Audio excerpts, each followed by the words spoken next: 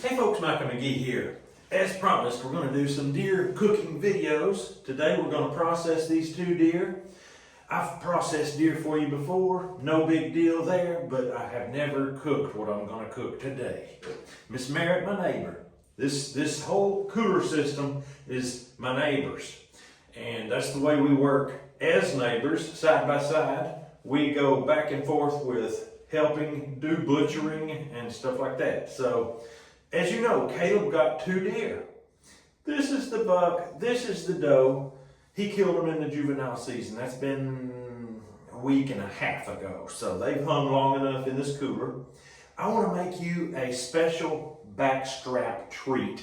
I don't know, I've not seen it made before, but everything has been made probably. But I'm going to get this backstrap here out of this deer, and I'm going to make you a treat.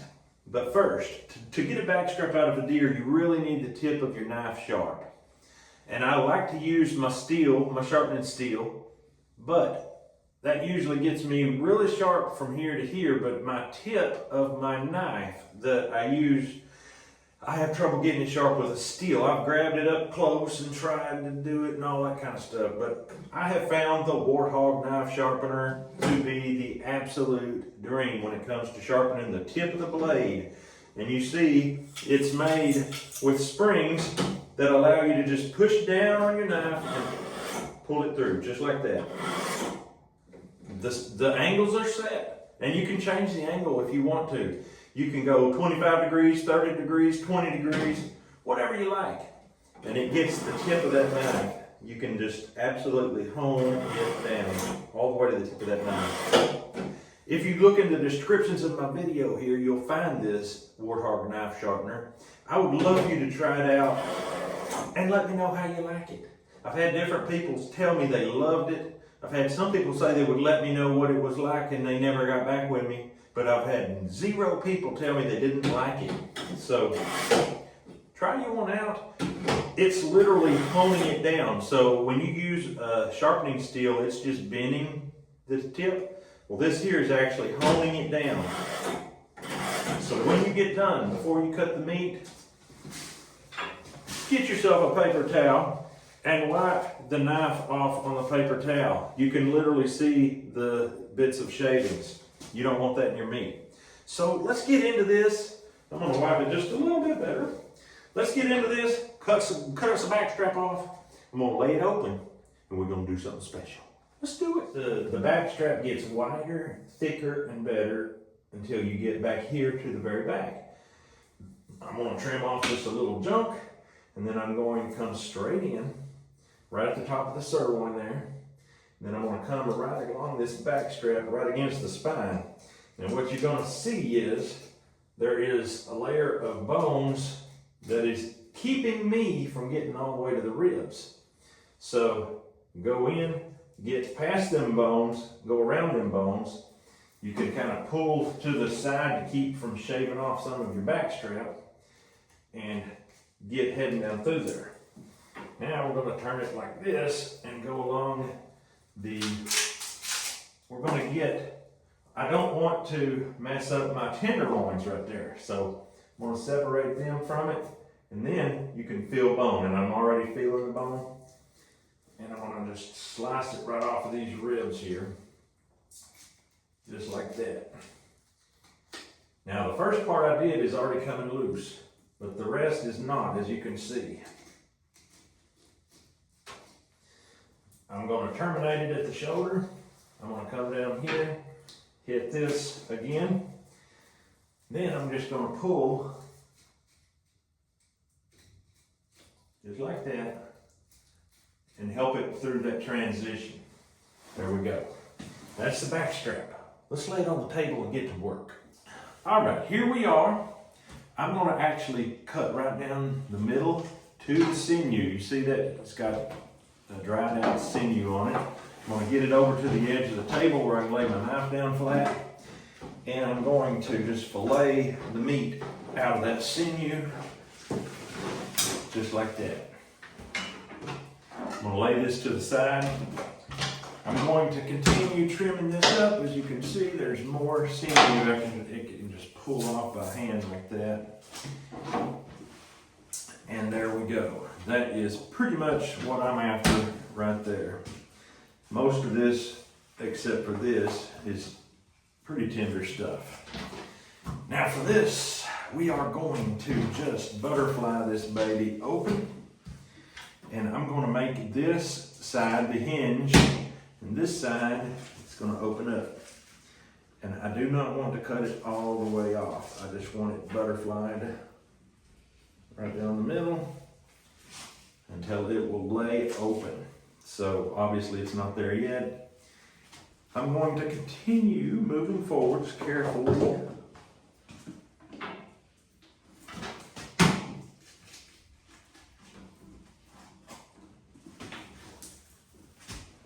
And there we have it. It's pretty well laying open for me, just like that. Now, we're going to take this to the slicer. That didn't do so great. I think I cut a little bit too deep right there. So anyway, we're going to take it to the slicer. I may try the oven real quick and see if it turns out better, but I don't think it will.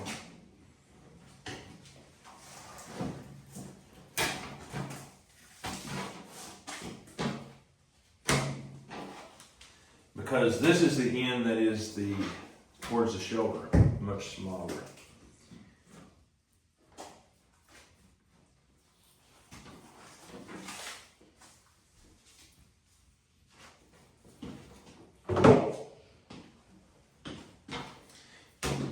So that's the way it should look right there, except I wanted it to be that one. But anyway, we'll probably take them both up to the meat slicer and slice us some meat. And we're going to slice something else that's going to go with this that you ain't going to believe. You might believe because you've watched me long enough. Let's get up to the meat slicer. Here's what we did. We picked out a pork belly out of the freezer. It's starting to thaw a little bit. We took the back straps and we put them in the freezer, and they're fairly stiff a little bit. They're semi-frozen. They're extremely cold, and they're thawing out quickly, so I got to move on. I'm going to go ahead and open up this pork belly. This is the thing that I told you was the surprise, that I didn't tell you what it was. Ooh, let's get rid of that. This piece is not coming loose yet, so we won't even worry about that. It just becomes very clear to me that this is not going to work to make a nice slice that wide, I don't think. So I think I'm just going to go ahead and do the right thing and cut them apart, just like this. And the same thing with this bigger section. When you're doing experiments, sometimes things don't work out as you envisioned, and you have to make executive decisions along the way. So, with that being the case, I see how wide the meat is. I think I'll just see if I can cut this that wide. And I know I'm flirting with disaster. I didn't bring the other knife up, did I? I don't think you did. That's okay. Okay. There's the really long Victorinox if you want it. I believe the old Spyderco shore sharp knife is going to come through just fine. I just need to double down on it.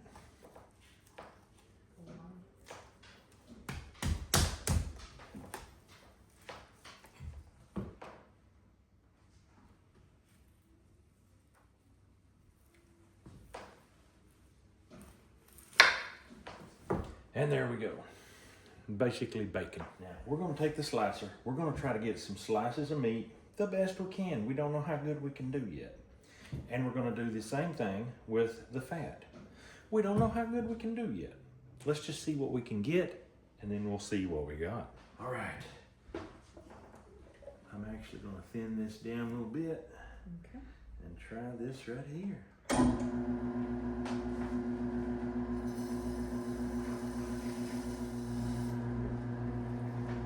Got thin in that one area, but I think it'll be all right. It should be. I don't know if I can get another one out of it or not. If I do, it won't be as good as that one.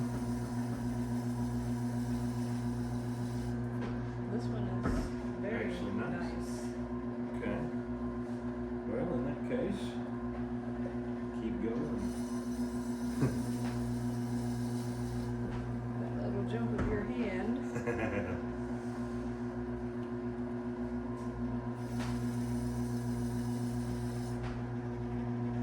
another nice one. Yeah.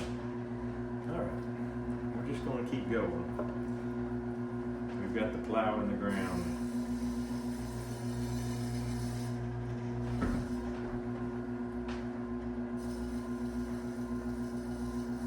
I'm just a little concerned for my fingers' safety. I am too. But I trust you. Did You that know turn what you- out? It didn't turn out very good at all. I think it'll still work in the overall scheme of things. Yeah.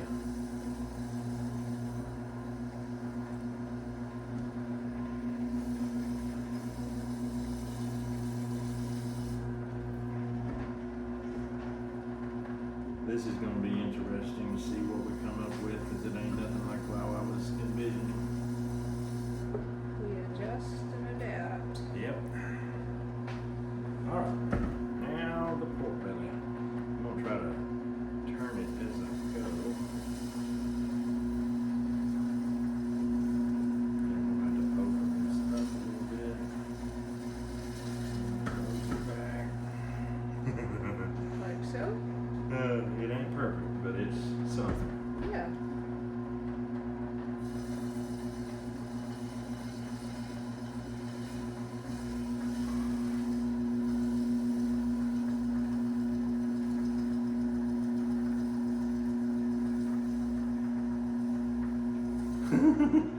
That one just gave up before it giving you a chance. Yep. Let's try it like this.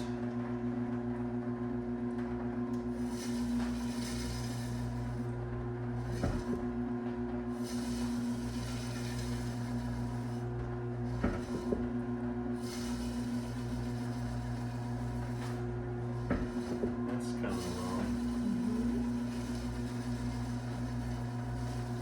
Now, how is this so far as thickness? I think I like it. Okay.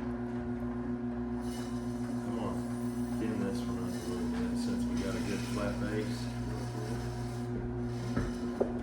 Yeah.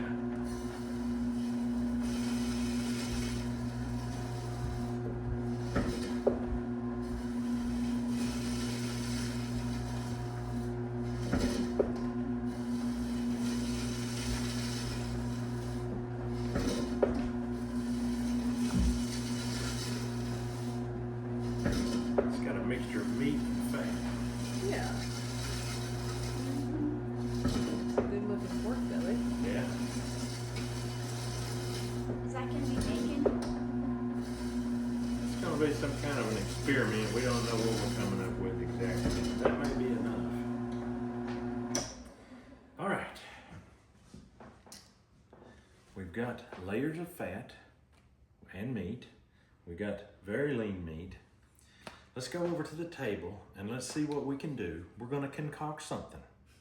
Something. That's all I can tell you. It ain't gonna be what I had in my head. What I had in my head did not look like this. So we've got to go from here with what we've got. All right. My original plan was to have nice, beautiful squares of meat and fat to roll up in a pinwheel. Not gonna happen. Like 0 chance it's gonna happen. So I'm gonna try something on a different level. What you're watching here is McGee trying to salvage unrealized dreams. It just ain't working. So we've got to do the best we can with what we've got.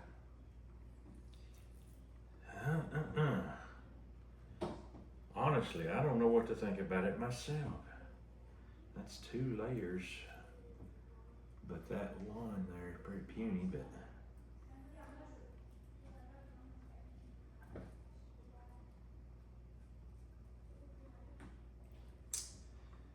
that's a big old thick piece. I may just fry that. All right, now I'm gonna take this thin fat and lay it this way.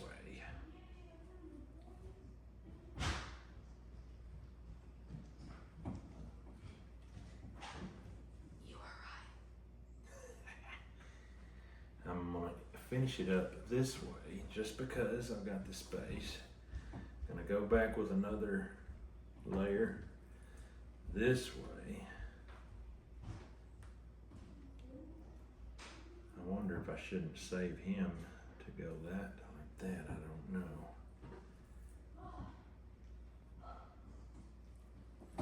Now I gotta see what I've got here.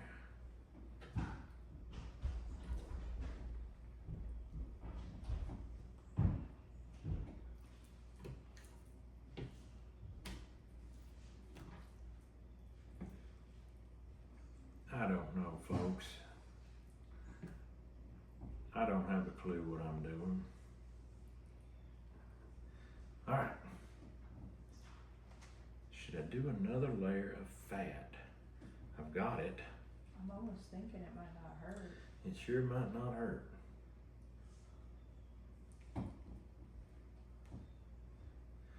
This is called meat lasagna. I don't know what it's called. I'm on board with this. Yeah. All right. Very interesting. But you know what? I messed up. I can't do it just yet. I gotta season this. I'm gonna take this off. It's time to open up a brand spanking new box of Camp Dog seasoning. Papa Scott sent this to me this week, and am I ever tickled pink? Grace is tickled pink. She's been asking for it for a while. Pink wrapping. Yeah. Oh, we had one open up on the trip. Uh-oh. Grace, I hope it ain't one that's upside down. It's that middle one, second row. Oh, the bottom blew out on it. The bottom exploded on it and we lost half a can. Well, I think this is the can to use. Upside down Camp Dog. And I'm just going to sprinkle it liberally on this meat-fat combination. If I was doing every layer individually, I wouldn't be sprinkling it quite this heavy.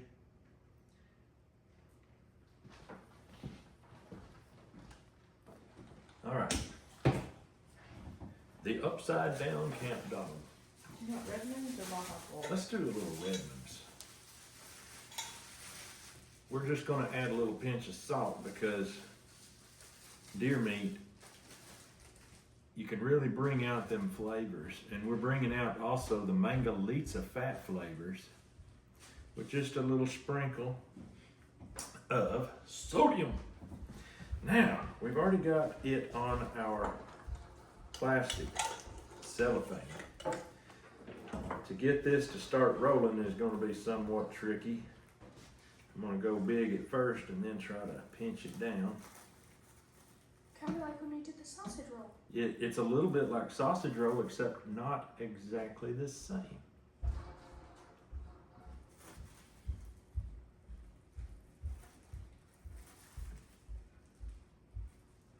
Look at that buckling. He's wanting to.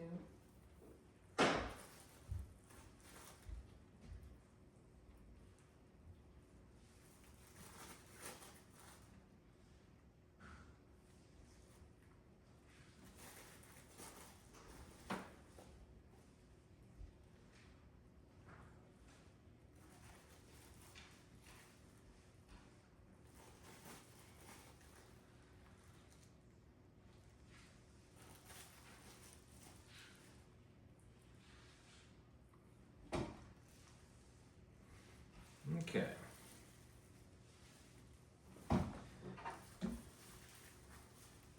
Turn the whole thing around. Can I pick it up and turn it a quarter turn?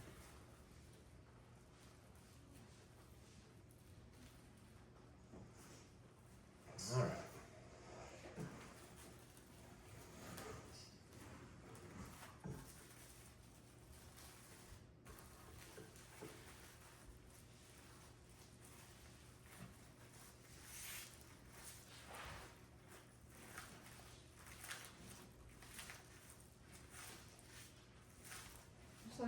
Tootsie Roll, but much better for you. We're turning it into a healthy meat Tootsie Roll. All right.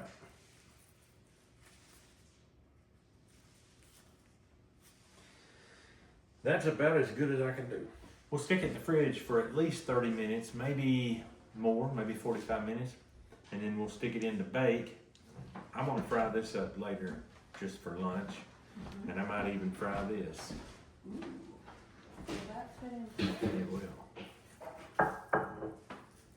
All right, it was in the refrigerator for 45 minutes. Can you hand me my knife? I think I'm gonna cut this off instead of twirling and twirling. I'm just afraid that that may not be the best for it.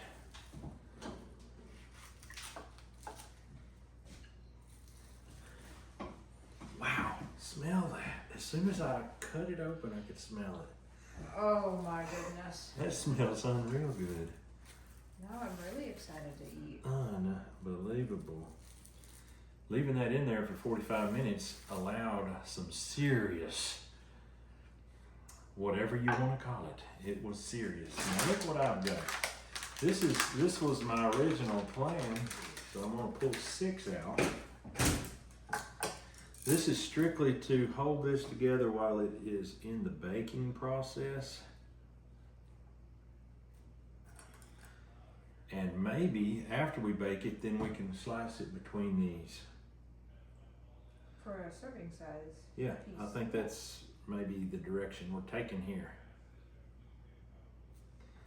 So let's get these in here and we'll get it in the oven.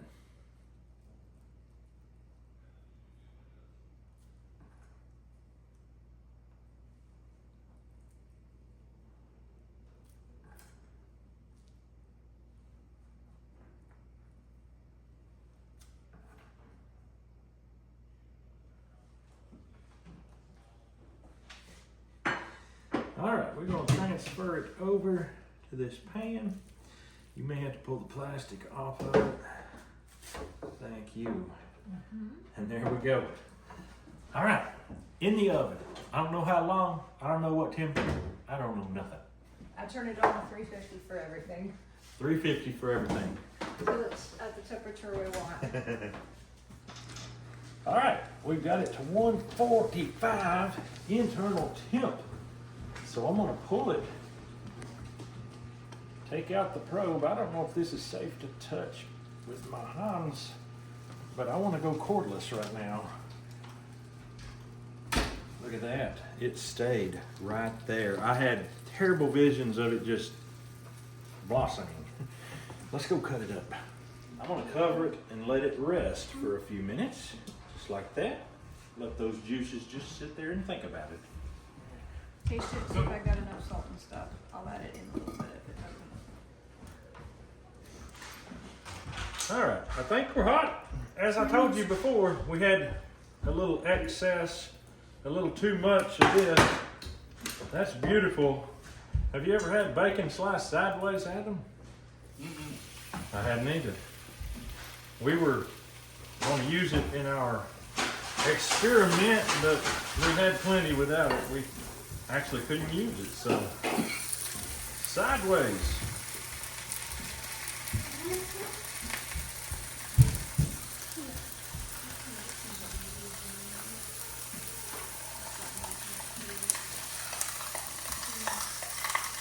And we've got the bacon press out, I think, don't we? Yes, we do. I've got a brand new thing at Camp Dog. This is the mild blend. There you go. Pop that top.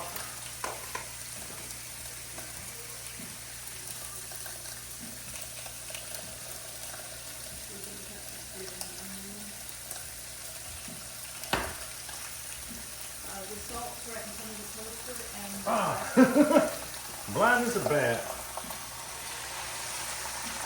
All right, we're gonna let it talk. I guarantee you we won't have to grease the pan for the deer meat. Nope. All right, the last of the fat bacon is coming out. It's nowhere near as big as it was before. And I'm gonna go back in with some deer meat. Look at that. You would think this should be excellent since it's backstrap. I would think so.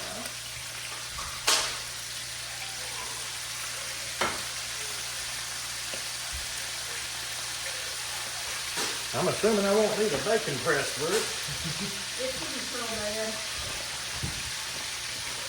The pork belly smells really good. Yeah, I hope it is. That'd be something new to try sometime. You can slice up a whole pork belly and put it like that instead of putting a pork belly in bowls. Yeah. This is a different texture of the chicken. I'm not going to take these well done. I'm just going to get them to where they're tender. Because they be deer meat. We don't do deer meat well done. You hear me, Dennis? Oh, Dennis constantly saying, I want mine well done. Oh, that's that guy. Schickling, I think his last name. Sounds about right. SH or SCH. Yeah. And I always give him a fun time about that. I want to put it on there and slice it so everybody that wants one can have some. Oh, yeah. Make All it. right.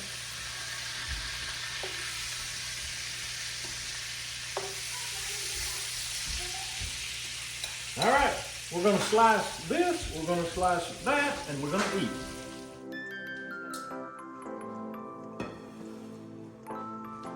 Let's see what this is.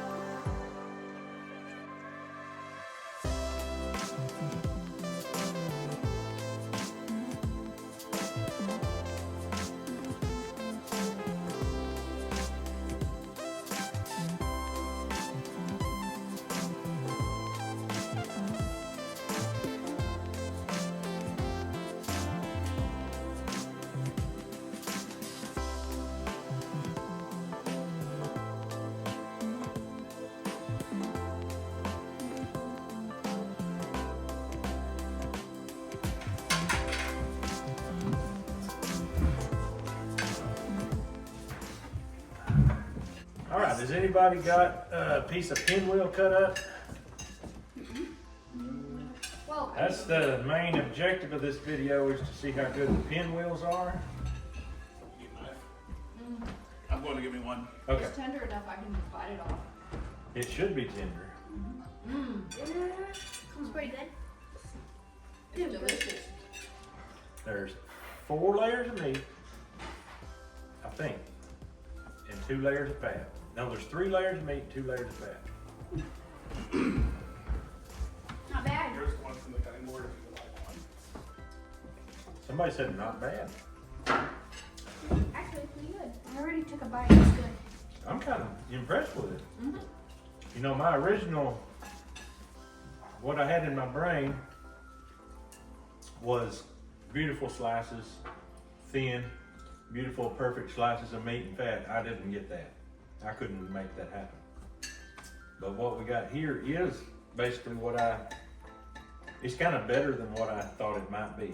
It's more hearty Yeah, and not quite as delicate, I think. I think since it's actually pork belly, it has some meat in it. There's not that much fat in here, really. Michael, can I try this now? Yeah, try that bacon. Is it crunchy?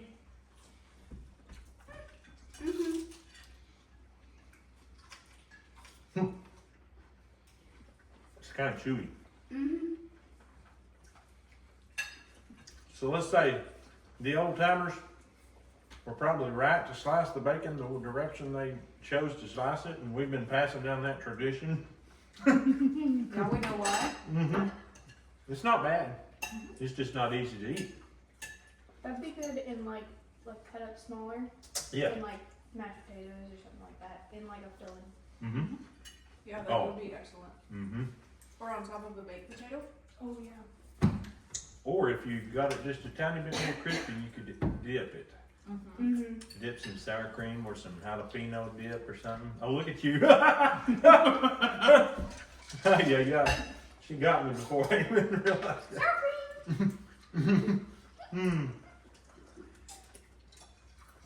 So needless to say, I think it was a success. Caleb, what do you think about it? Really good? Hunter. Hunter's over here just gobbling it down, I think. You about got it gone, don't you, sonny boy? Wow. He says my silence and speed of eating speaks the words I wish to speak. He's going by what Cody says. Every time the sheep bleats, he loses a bite. I'm not having a lot of luck pulling the stick out. Takes a little force. Yeah. There we go. All right, folks, if you want to try it, try it. Sometimes I do videos, I say, you've got to try this. Sometimes I do videos, I say, please do not try this. I'm going to leave this one up to your discretion. It's deer season. Get out there, get you a deer. Try this if you can. If you can't find no good fat to use, maybe just go buy some sliced bacon. That would be super easy. Just lay it out, roll it up in your cellophane. And I think leaving it in the refrigerator for 45 minutes with the seasonings inside made a big difference. Yeah, they went all throughout. They did. So anyway, that's all we got for you today. Hope you have a great day. We'll see you on the next video.